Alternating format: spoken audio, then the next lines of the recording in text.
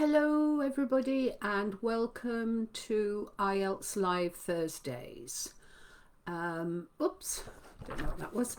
So welcome to IELTS Live Thursdays, and today I've called my live How to Fail the IELTS.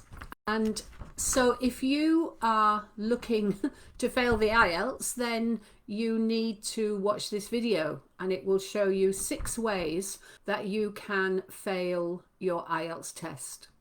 You may also want to watch this video if you don't want to fail it, so that you can see which things you should avoid if you are looking to get a good score in the IELTS. So I know it's a strange title, How to Fail the IELTS, but sadly there are lots of students who do go into the exam and it looks like that's what they're trying to do.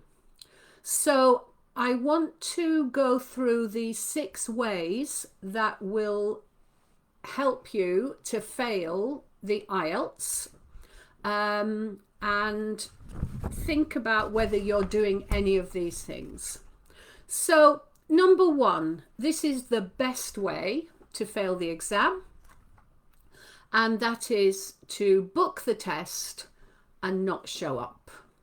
Now, I personally don't know anybody who's done that, although I have to say I was talking to a student a few months ago who had taken the written part of the test and was so upset with how it went that she said she wasn't going to turn up for the speaking. And I persuaded her not to do that, because I said, even if you didn't do very well in the written part, you have no idea whether you've got a bad score or a reasonable score. And if you don't do the speaking, then you'll definitely fail it. So she did do the speaking, and she actually got her best score in the speaking. So if you really want to fail it, then don't show up. And the only time you'll get band 0 is if you don't show up. Okay, so that's the best way and the easiest way, actually, because all it is just the money that you spend on the test, and you don't have to do anything else. So then method number 2 for failing the exam is to show up and take the exam but not do any preparation whatsoever. So there are people who do this, you might be surprised, but they don't even open an IELTS book. They just book the test and they turn up and they take it.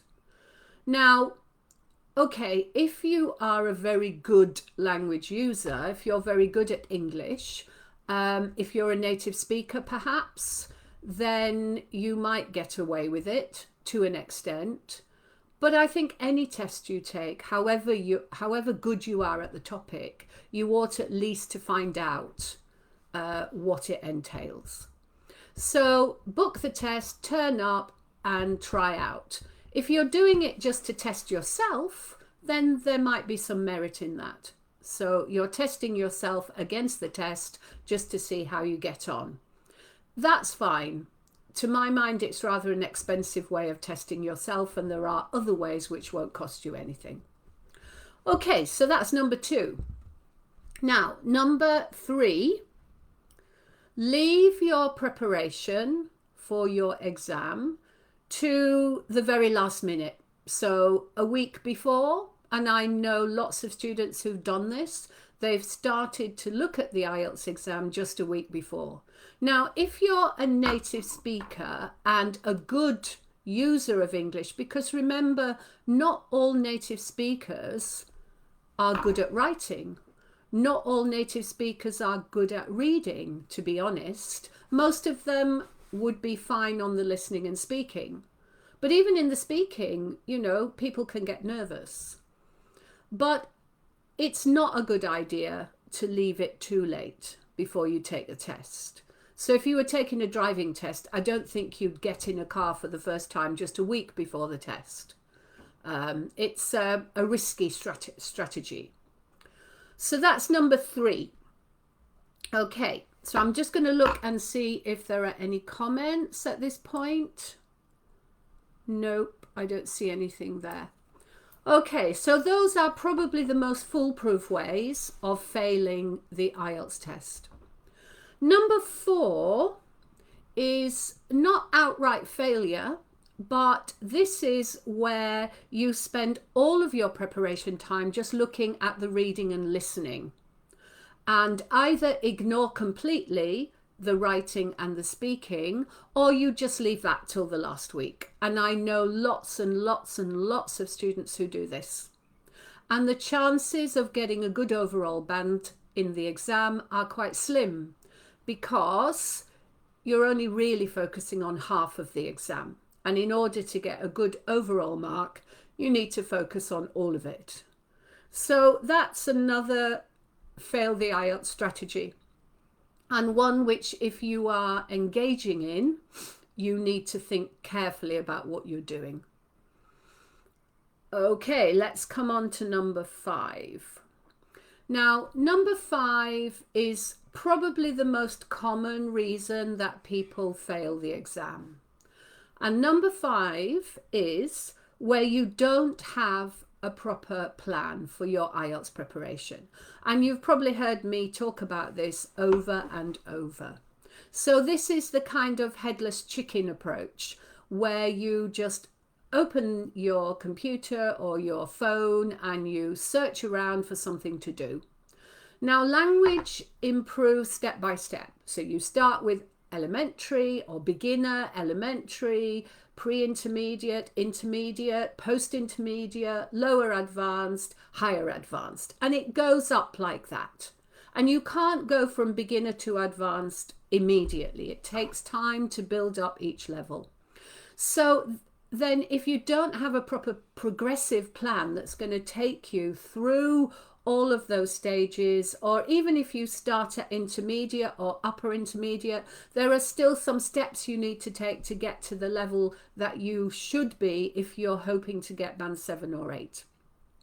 So having a random plan or no plan at all is not a good way to get you to that level. And so the outcome, if you use this method exclusively, is going to be most likely that you will not get the score you want. You may get a good score, you may get 6 or 6.5, or you may get a combination of 6s, 6.5, 7s even, but to get a consistent 7, 8 or 4 7s or 2 7s, 2 8s that I know a lot of you want, you need to be much more systematic. So although number 5 is a good thing because you're studying, it's not the best way to make sure you can get your band. And the final way of failing the exam, which is actually, to my mind, the saddest way, but sadly it happens, and it's happened to some of my students, it's happened to the students of other teachers I know, and it's a shame.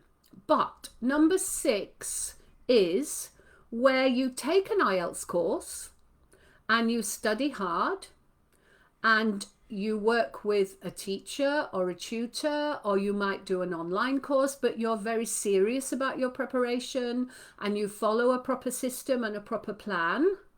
But then you get to the exam and you ignore everything you've learned and you do it your own way.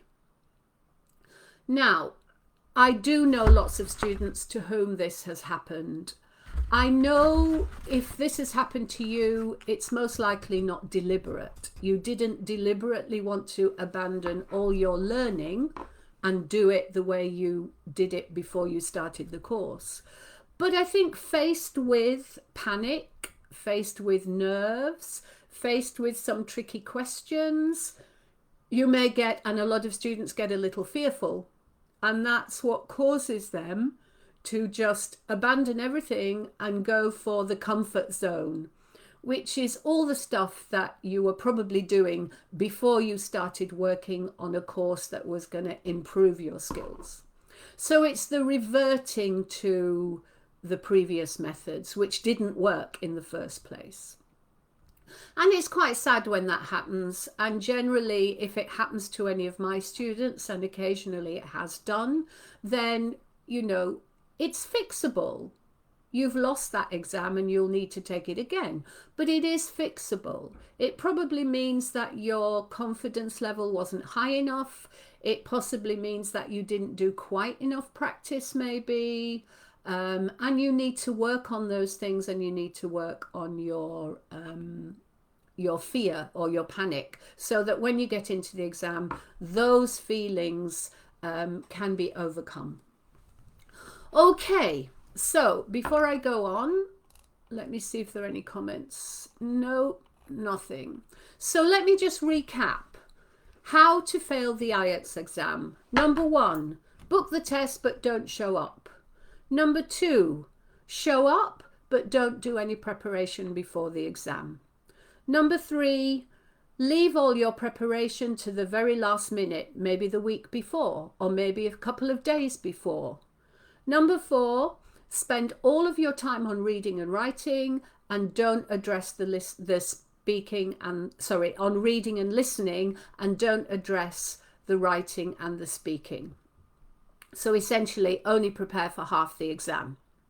Number 5, don't have a proper plan, so you're not building up your skills systematically. And number 6, learn everything you need to learn in order to be successful, but abandon it all in the exam and do it your own way. So there you are. Those are the 6 ways of failing the IELTS. Now, I know that's a bit facetious, and I know that actually you cannot fail the IELTS. The IELTS is not a pass and fail exam. Basically, the IELTS tells you what your level is on that day at that time. So it doesn't always reflect the level that you actually have. It's a snapshot. And that's why it's important to prepare, because that snapshot of 3 hours on one day of your language is not the whole story.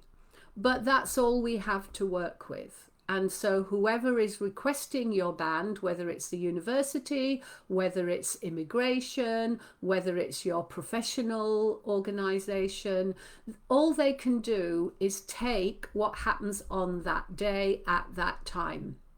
And that's what they take to be your level.